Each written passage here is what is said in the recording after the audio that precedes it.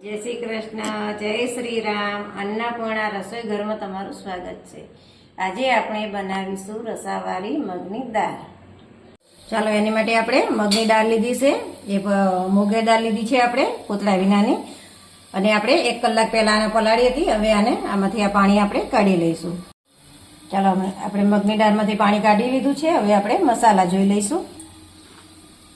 મસાલામાં આપણે 2 તમાલપત્ર લીધા છે, લાલ સૂકું 1 મરચું લીધું છે, 1 ઇંચનો આપણે તજનો ટુકડો લીધો છે, અને 2 આપણે લવિંગ લીધા છે. 1 મીડિયમ સાઇઝનું ટામેટું લીધું છે, લીમડાના પાન લીધા છે આપણે મીઠા લીમડાના, આદુનો ટુકડો લીધો છે કે એને સણી લીધો છે, અને આપણે લીલું 1 મરચું લીધું છે. ચાલો આપણું તેલ ગરમ થઈ ગયું છે. મેં તેલ અને ઘી 2 અડધું લીધું હતું. હવે આપણે રાઈ નાખીશું. ગેસ ધીમો કરી દઈશું. 1 ચમચી આપણે રાઈ નાખી, અડધી ચમચી આપણે જીરું નાખીશું, અને પોણી ચમચી આપણે હિંગ નાખીશું. હવે આપણે આ ખડા મસાલા નાખીશું, અને આપણે લીલું મરચું, આદુ, અને આપણે આ લીમડો નાખીશું.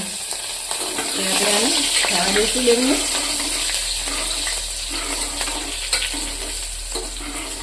બે મિનિટ ને 2 સેકન્ડ માટે થવાનું કીધું છે, કહેવાનું હતું, લઈ ગયું મને. હવે આપણે ટમેટા નાખીશું.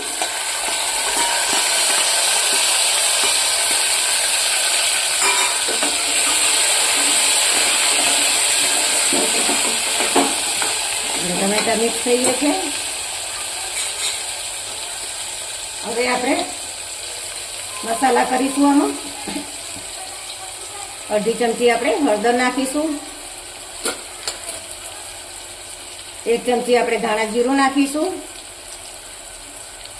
અને 1.5 ચમચી આપણે લાલ મરચું નાખીશું.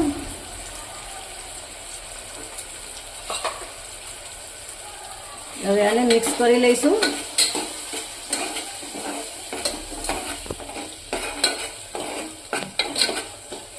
મસાલા સરખા ભળે ત્યાં સુધી 5 સેકન્ડ જેવું આપણે આમાં રહેવા દઈશું.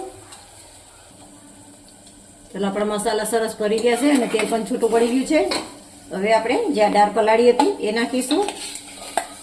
આ દાળ આપણે જે રીતે તુવેરની દાળ બનાવીએ છીએ એવી જ બને છે. આપણે આ દાળ ભાતમાં ખાઈ એવી જ બને છે. અને જો આની જોડે બાજરીનો રોટલો હોય તો મજા જ આવી જાય છે આ દાળ ખાવાની. અને આપણે થોડીક વાર રહેવા દઈશું, મસાલો ચડે ત્યાં સુધી. આપણે આને ઢાંકીને રહેવા દેવાની છે થોડીક વાર. આપણે જોઈ લઈએ, જો બધો મસાલો દાળમાં સરસ ભળી ગયો છે. હવે આપણે આમાં સ્વાદ પ્રમાણે મીઠું નાખીશું.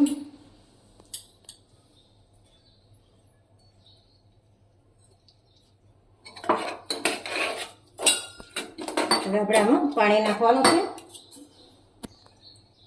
આપણે આમાં થોડી ચોટેલી તે નાખી દઈશું પહેલા. હવે આપણે 1.5 પાલું જેટલું પાણી નાખીશું આમાં, કારણ કે આપણે રસાવાળી કરવાની છે.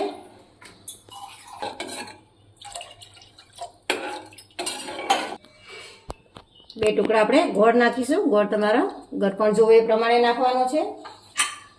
હવે આપણે આને ઢાંકીને 2 સીટી થવા દઈશું. ચલો આપણે 2 સીટી થઈ ગઈ છે. હવે આપણે જોઈ લઈએ. ગેસ આપણે બંધ કરી દીધો છે. જો આપણી દાળ સરસ થઈ ગઈ છે. તુવેરની દાળ એ રીતે જ આપણી દાળ બની ગઈ છે સરસ. હવે આપણે આમાં કોથમીર અને કસૂરી મેથી 2 નાખી દઈશું. આપણે કોથમીર લીલી અવેલેબલ નથી એટલે આપણે સૂકી કોથમીર નાખી છે. અડધી ચમચીથી ઓછો આપણે ગરમ મસાલો નાખવાનો છે, કારણ કે આપણે સૂકા મસાલા નાખેલા છે અંદર. હવે આપણે અડધી ભાત લીંબુ નીચોવી દઈશું. આપણે ગેસ બંધ કર્યા પછી જ આપણે લીંબુ નીચોવાનું છે.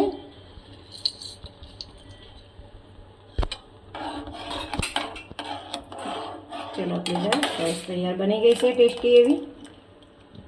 ચાલો આપણી મગની દાળ તૈયાર થઈ ગઈ છે. જો આ દાળ રોટલા જોડે, રોટલી જોડે, ભાત જોડે પણ ખવાય છે. આ દાળ બહુ જ ટેસ્ટી બને છે. તમે એકવાર ઘરે બનાવીને જોજો, પછી અમને કોમેન્ટમાં કહીજો કે આ દાળ કેવી બને છે. તો તમને આ રેસીપી વિડીયો ગમે હોય તો લાઈક કરો, શેર કરો અને સબસ્ક્રાઈબ કરવાનું ભૂલતા નહીં, અને બેલ આઇકોન જરૂરથી દબાવજો. જેથી કરી અમારા રેસીપી વિડીયો તમને સૌથી પહેલાં જોવા મળે.